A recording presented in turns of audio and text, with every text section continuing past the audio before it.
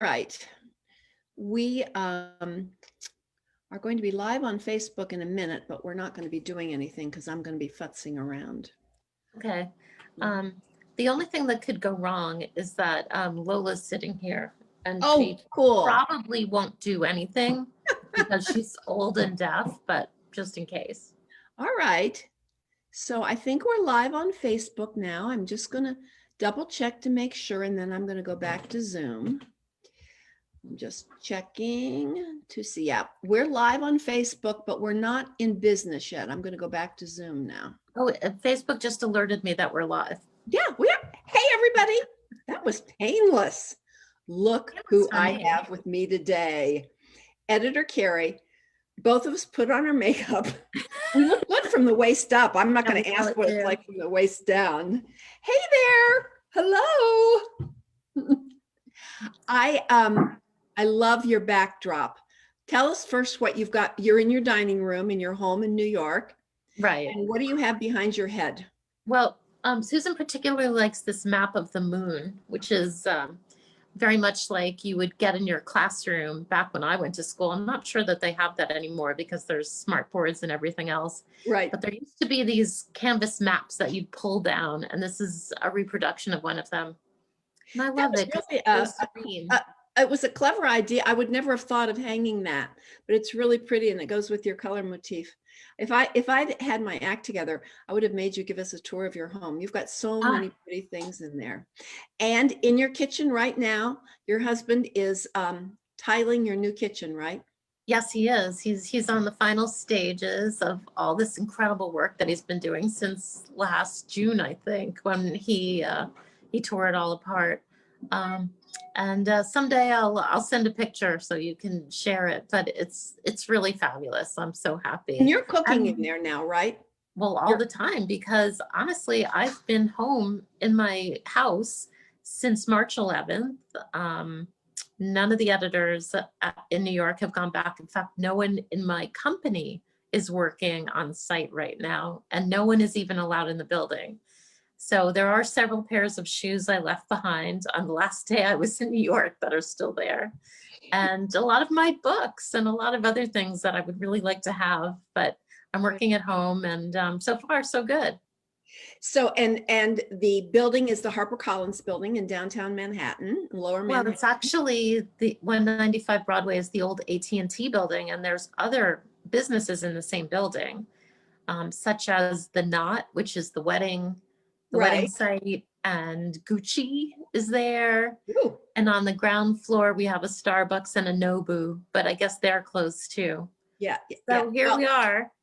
I did not know that was the old AT&T building. That's Bill used to go there when he was with AT&T. That's I'm weird. sure. And there's a fabulous statue of Mercury on the roof. And then there's a huge old-fashioned, AT&T connecting the United States map on the ground floor. That's pretty cool. Oh, I'm gonna have to tell him about that. It's Well, gorgeous. you had a killer. I mean, you have when you're back in the office a killer commute. So this has been probably a little bit of an upside for you for the pandemic. To my guess is, it doesn't affect writers a lot. We're really lucky, but my guess is that all of you are probably a little more productive at home. Is that right, or am I wrong? There's upsides and downsides. Obviously, the commute is an upside. I I still get up every morning and I go into my office and I feel like that's my work time. So I'm pretty disciplined about that. Um, the downside is, I haven't seen colleagues face to face, so you never can run into somebody and say, "Oh my God, I just read this. Can you look?" Or, it's just different. You Yeah. have to schedule time with your colleagues, and that's a little rough. But we've been having Zoom meetings and actually Microsoft Teams meetings most of all.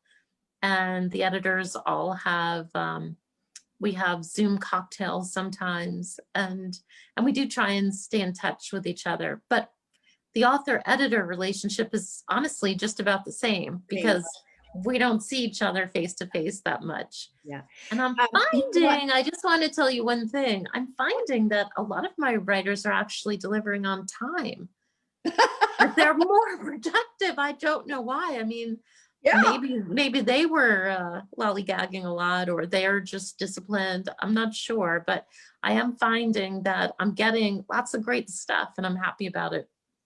You know, I think it's so true. I certainly wrote my last book, the one we're not talking about yet, the one after Dance The Away book with Me. that shall not be named. The book that shall not be named, even though we have a name, but we'll be talking about it later on. But I wrote that book much more quickly because, you know, you were in lockdown, and that was really good.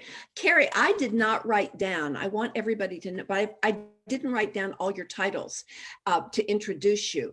So Oh, you know what? are, All editors do basically the same thing, so yeah, it doesn't matter.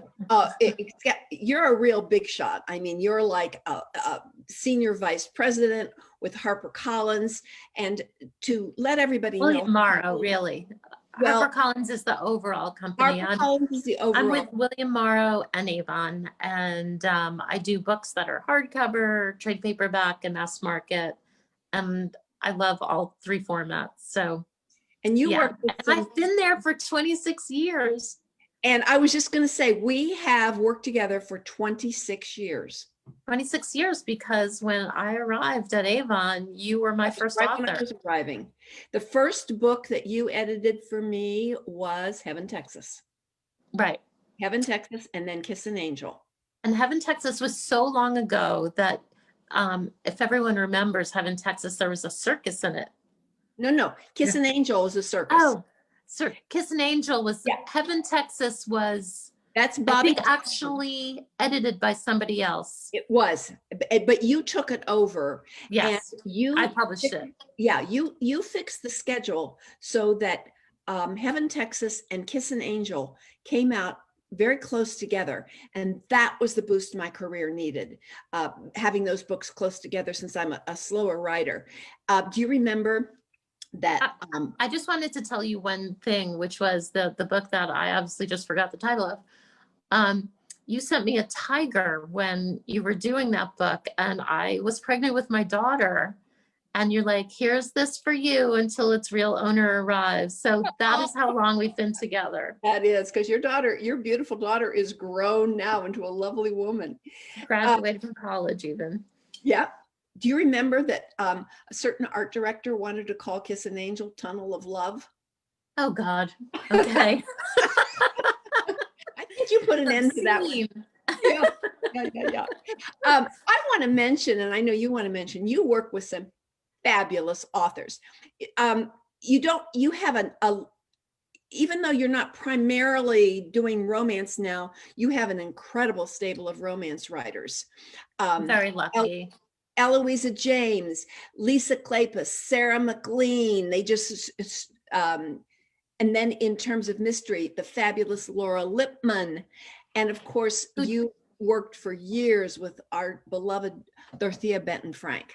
Right. And Faye Kellerman and Deborah Faye Crombie. And I have a lot of really wonderful authors. And we can't forget Meg Cabot.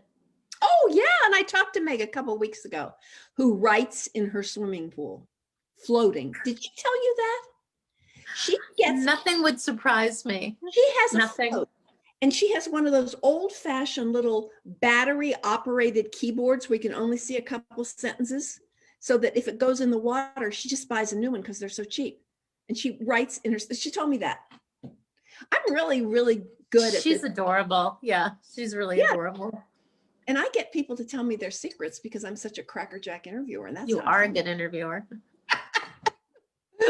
Oh, I think it's really interesting for readers to know. We're going to talk about how to submit and things like that later on, but I think it's interesting for readers to know tell us about your career trajectory, where you started, and kind of give us just that brief outline of how you become such a big editor. I'm going to give you the truncated version because it's long and complicated, but I didn't even know that these jobs in publishing existed.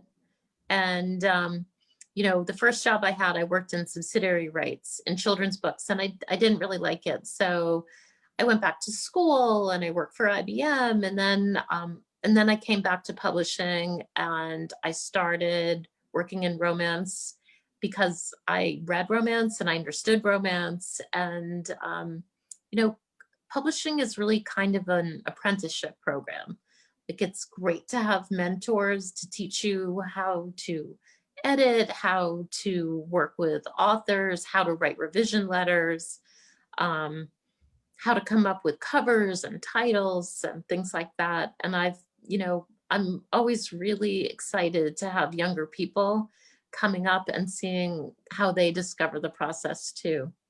You've And, mentored a lot of great editors too. I have been lucky in the people that I've worked with. Yes. So I've had a lot of people that have gone on to have great careers in publishing, are really my colleagues now.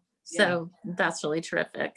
Wonderful people. Well, and when you came into Avon and when I came into Avon, the company was kind of a train wreck It was a mess. 26 years ago, 28 years ago. And It was a mess. it was being there was talk about it being sold, and things were not going well, and it had been such an esteemed imprint for so long. And I remember one of the first things, you might not even remember this, one of the first things you did was you laid out all of the covers of the recent paperbacks and started there. And Yeah. talking about how to deal with covers. And then there was a concerted effort. One of the reasons I came into Avon was Avon was ready to start. They were only pretty much known just for historical. For historical. And wanted to build this contemporary. Yeah. And you were really the beginning of it. And, we have a huge contemporary group of authors right now. And you grew from being a paperback original author to a hardcover author. And eventually we were sold, and we were sold to HarperCollins, which only made us stronger. Yes. We have a great sales department. We have an amazing publisher. We're just so lucky. And we're so lucky to have so much support during this time of COVID. Yes. Where I really feel like our bosses have looked out for us. Yeah. And we have kept the trains running. We've published new books every month. We've done a great job. We've had bestsellers. And it's interesting because in the first, week or so during COVID, the only thing that was selling was kids' books, like kids' workbooks and things like that. But fiction came roaring back. In the beginning, it was a lot of digital, but now it's moved back to print and back to downloadable audio. And, there's not that much production going on with Netflix or movies or anything like that, but books keep coming and there's fresh content all the time. So I think readers are really coming to books, and it's nice. That was one of the questions I was going to ask you. And I agree. I'm seeing that certainly on the comments on my Facebook page and Instagram, that readers are reading. Do you think that they're looking for, this is not really a fair question because you probably don't have any idea how to answer it, but you have a good gut sometimes. Do you feel like readers are going with old favorites? Are they discovering new authors? Are they wanting cozy reads? Are they wanting mystery? This is, this is probably all over the place. What do you think? Backlist is selling. So I think that people are going back to some favorites or discovering new writers and going back in their backlist. I know that I've found a couple of writers during this time where I've gone back, and that's the beauty of how available books are now. You can find absolutely everything you need to find. Yeah, you really can. As far as go ahead. Go on. No.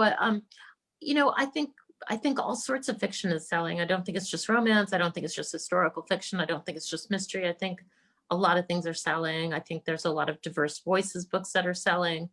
And I'm glad to see it because we publish a lot. So so the readers on my Facebook page submitted some great questions today. This one I love. Some of them I actually want to answer myself, but this Okay. one I just absolutely love. How do you recognize a bestseller from a manuscript? If you get a manuscript, how do you know that's a bestseller? Well, I always say that, the first thing I look for is voice. And voice is that thing when you pick up a book and it's by somebody you know, and you read the first page and you immediately feel in safe hands because you know it's going to be great. So voice, that's how you know. From if people can set up a strong enough plot, like tighten the spring enough in the first couple chapters that it expands through the whole book instead of just like adding things along the way to keep the plot moving. I don't know, great dialogue, terrific ending. I think endings are one of the most important things because my theory is that endings and great endings are the thing that makes you look forward to the next book by that author. Yeah. And a lot of things can be fixed, but I think that voice cannot be fixed. It can only be strengthened and learned. But yeah. Someone, someone said, how do you edit someone's work and leave it with their voice still intact? Or do the editor and the writer have to have a similar voice to start with? I know the answer to that one, but I want to hear what you have to say. Well, that's a really interesting question, but I think my job is just to make a book stronger and help the author with their own voice. I think it helps that I'm not a writer. I think that editors who are writers sometimes kind of force a voice or force a plot into the way they would have done it. What I'm trying to do is just strengthen what's there and help the author come along with their own idea a little bit stronger. Yeah. I mean, I very rarely rewrite anything. No, you don't. Mostly I just ask questions. Like, would this character really do this there? Or is this logical? Or is this too soon? Or should we have mentioned this earlier? Because now it just seems to be coming out of nowhere. So I go with the Socratic method, which is just ask a lot of questions. Absolutely. And I see that in my manuscripts all the time. That's exactly what you do. And I think you don't ever mess with voice. And it's easy to see that because the writers that you work with have so many different voices. I mean, when you work with Laura Lippman, or when you were working with Dottie Frank, their voices are so different. And then we have Eloisa James. So you don't mess with that at all. And No. your inquiries are always just questions in the margin. Sometimes I read like a reader. Yeah. But I do try to encourage people by putting like little hearts or happy faces along the sides of the manuscript where I love things the most. We love those hearts. I live for those hearts. I get that manuscript. The first thing I do is I go through and I look for hearts. I go, oh. This is why I've never really learned how to do track changes, because I love writing, and I love writing in the margin and just like feeling it in a second. And I honestly feel like there's something different about my brain from when I type to when I handwrite. So I hate track changes. Track changes, for those of you who don't know, is one of the ways we edit manuscripts, and everything is sort of digital, and you're writing all this stuff out. You don't have that connection, and you can't put in cute little hearts. And editor Carrie does. She does these little fat little hearts that are just so dear. When this is a question I think you already answered, but I know I want to make sure that people who are writing did get this. So what makes you buy a manuscript is, you mentioned voice, you mentioned dialogue. Is the plot there? Is there a good ending? Those are all the things. And a good hook. I just have a first time for me author named Diana Quincy, and she just had a great hook to her book, and I loved it. And it's also an own voices book, which are growing in popularity, and I'm very happy to see it. As you know, I've published BIPOC since we've known each other. Like, in the past, like Pearl Clegg and Valerie Wilson Wesley were some of my first authors.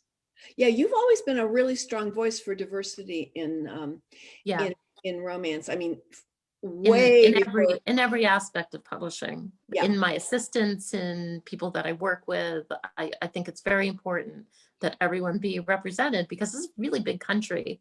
yeah. Even, sometimes um, I've had great assistants from New York City, like Tessa Woodward, who's, phenomenal editor now, far surpassed me. But, a lot of times it's good not to have everyone from New York City because we get we get tunnel vision about what people around us like. And, it's a very big country. There's, people in the South read different things sometimes than people in the Midwest. And Oh, it's just you important New that York everyone be people represented. are What? so provincial. I'm just glad you brought it up because I did not bring it up. The voice of the Midwest here, right?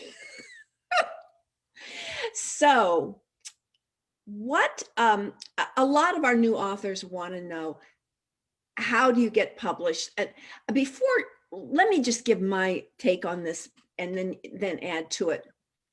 One of the things that you'll find is publishing houses and a lot of agencies have guidelines online. So if you have a manuscript and you're interested in getting published, go there first and see what's Yeah. going on.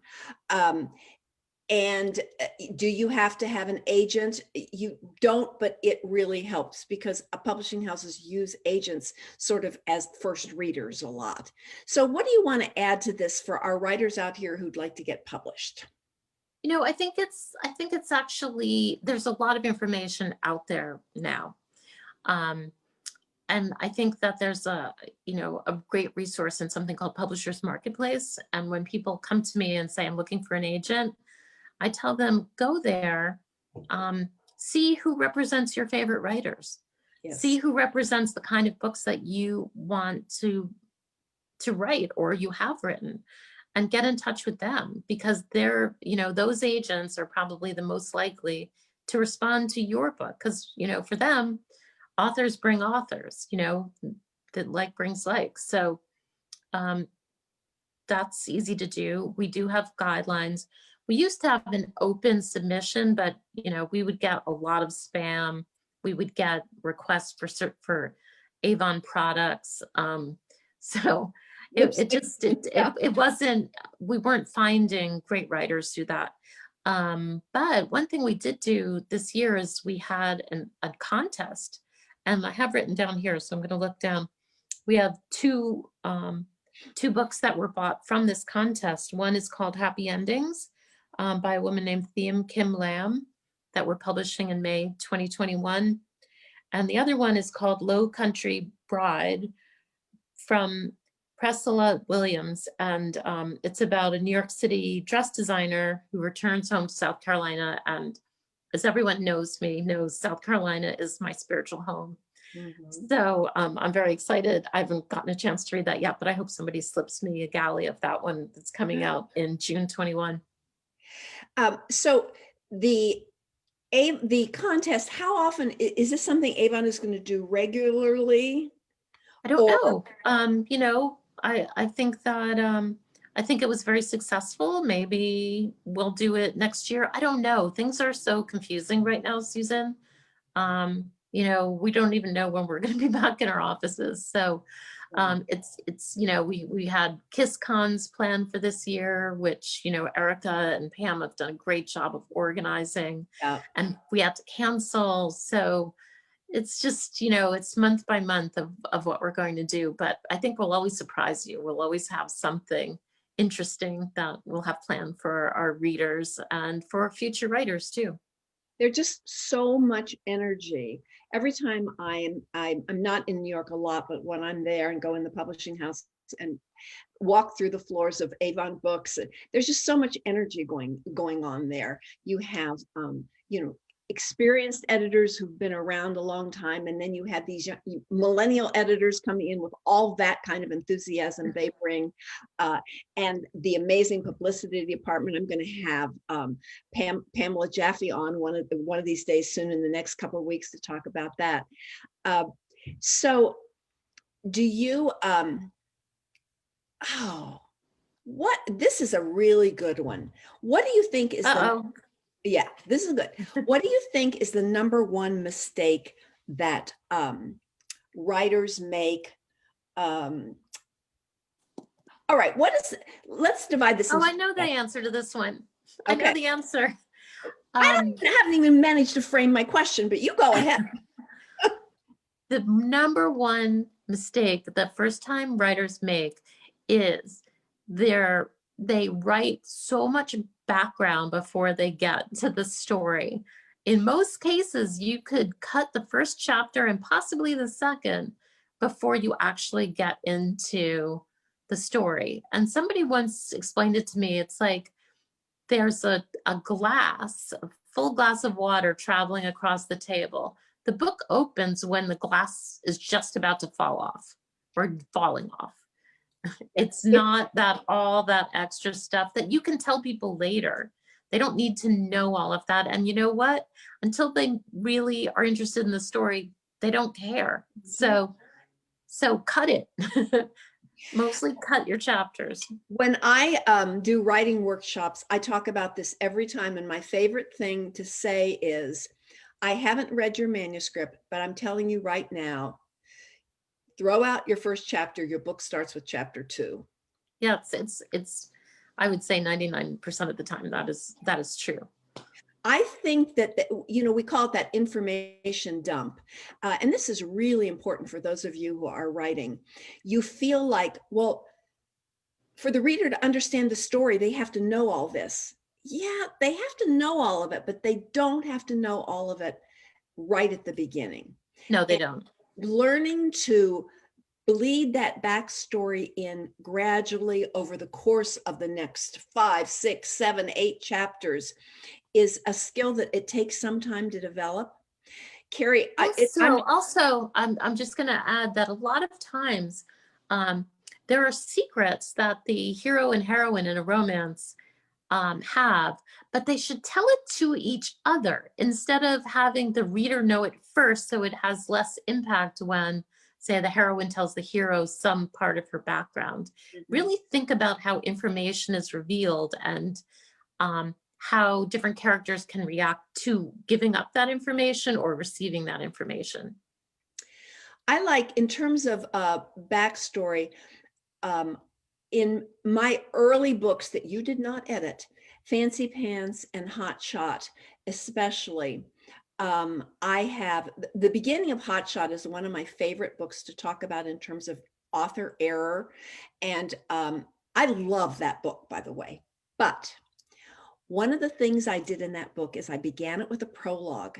At the very beginning of the book, the heroine is walking down the aisle, getting ready to marry somebody. This guy comes in on a motorcycle, says, "Don't you do this, come with me, let us go off and change the world." She runs away from the altar. She jumps on the back of the motorcycle. She speeds off. That's the end of the prologue. And then I go back to the heroine's childhood.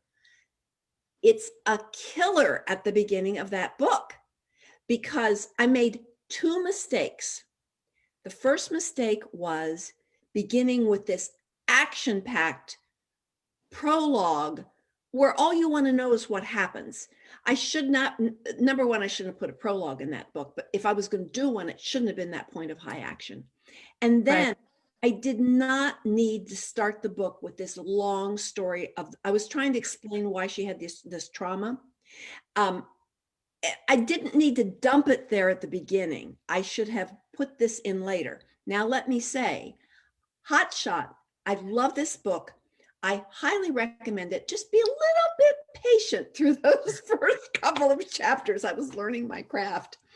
I think there's a third mistake with that, but we'll discuss that later. Oh, no, I want to hear. Go ahead. Go ahead. No, I think it's a spoiler. I think it's a spoiler. Exactly.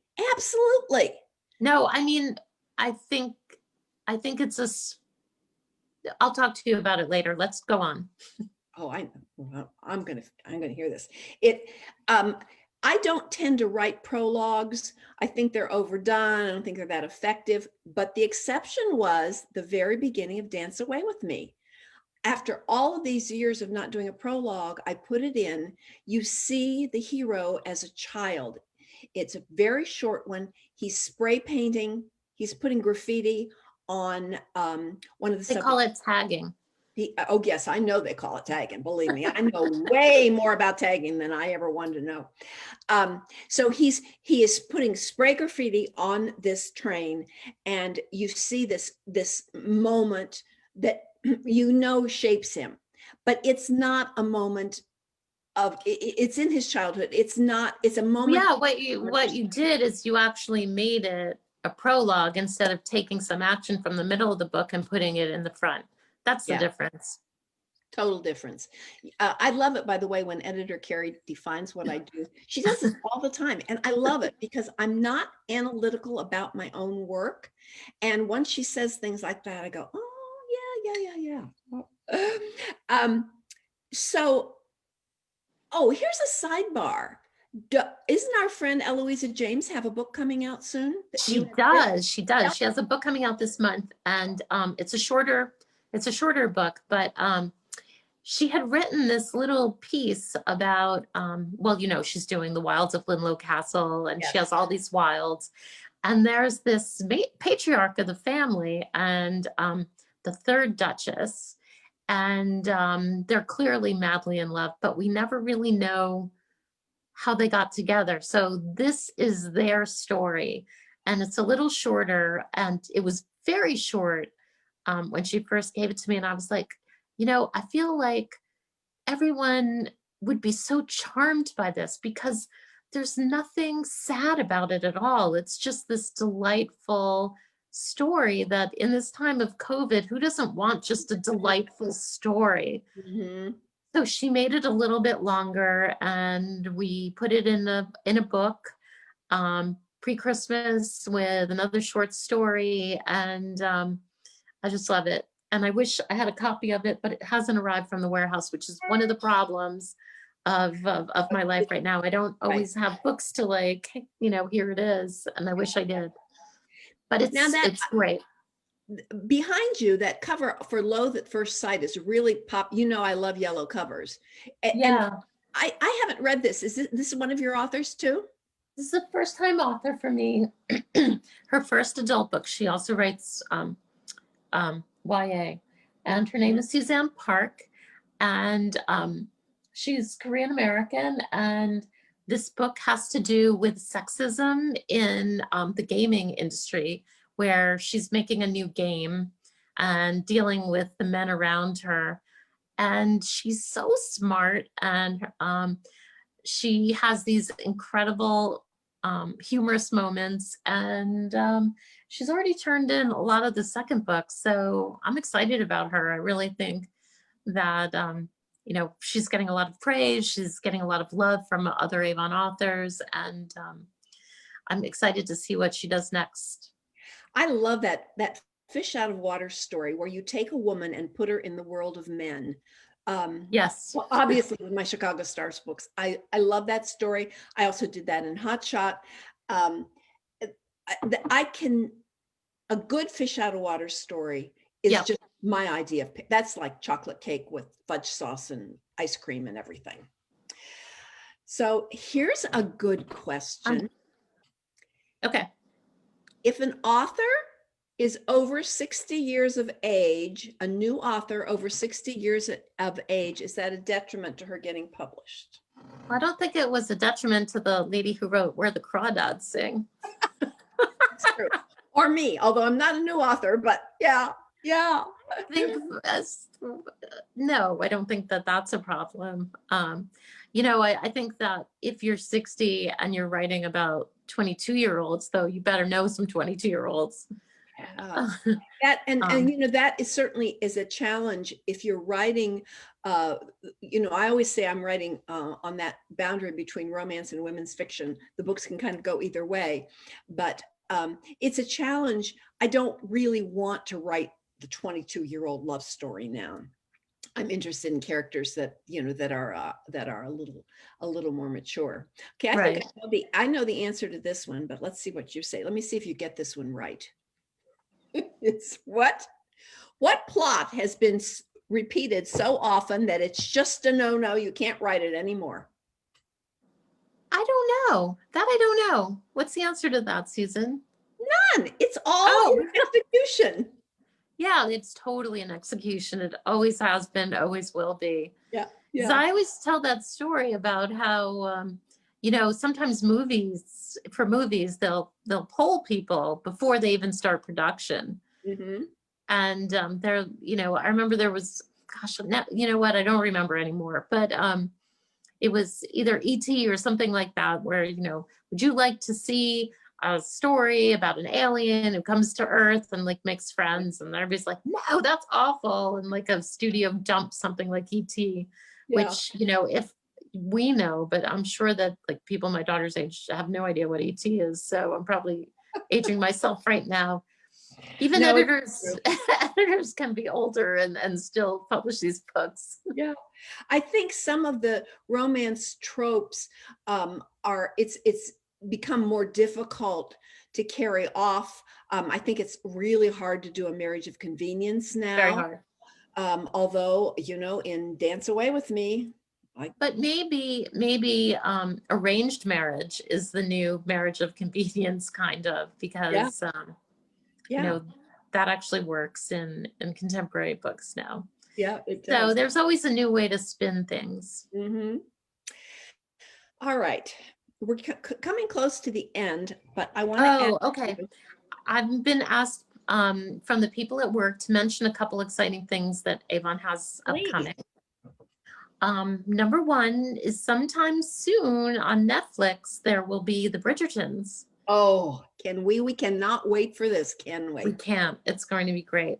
This is for Um, those of you who can't imagine any of you don't know, but this is Julia Quinn's Bridgerton series, and Shonda Rhimes took it over, the magnificent Shonda Rhimes, and it got all filmed before COVID, and they still haven't announced when they're actually going to start running it. Have they?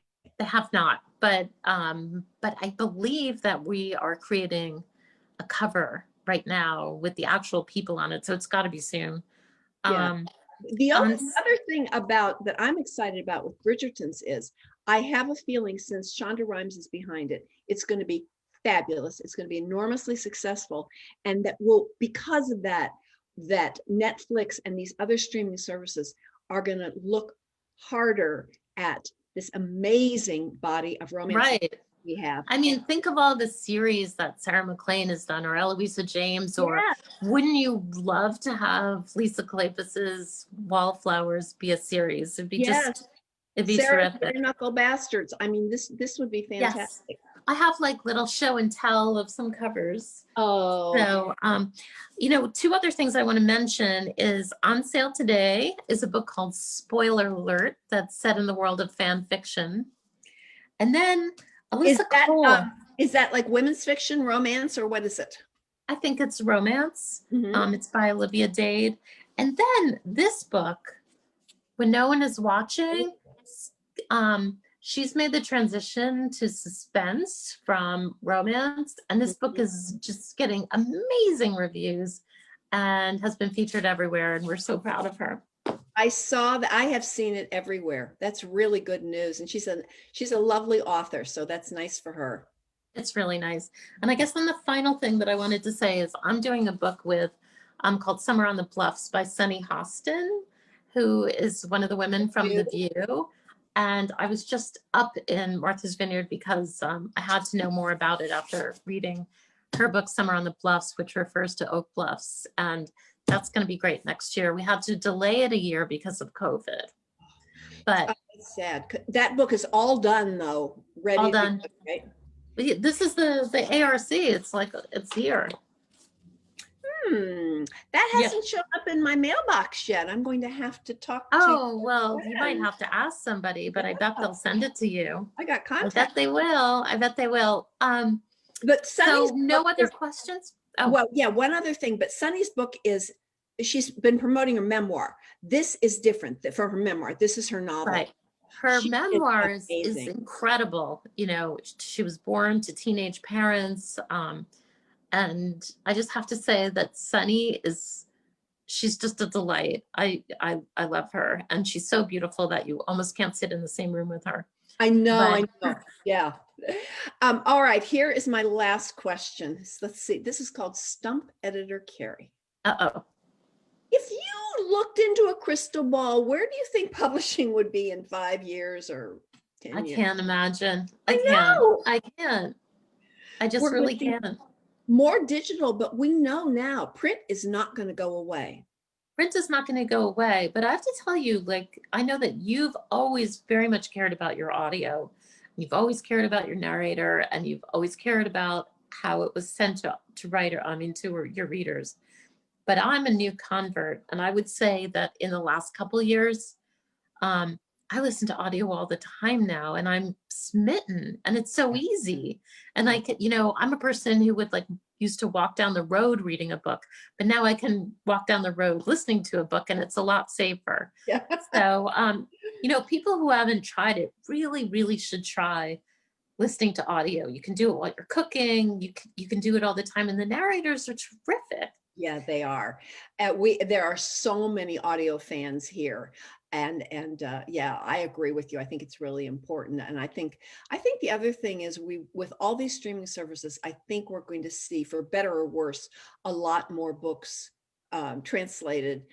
They're going to be filmed. Of course, it won't be the same, but so do we know when we have a new Lisa Kleypas coming out?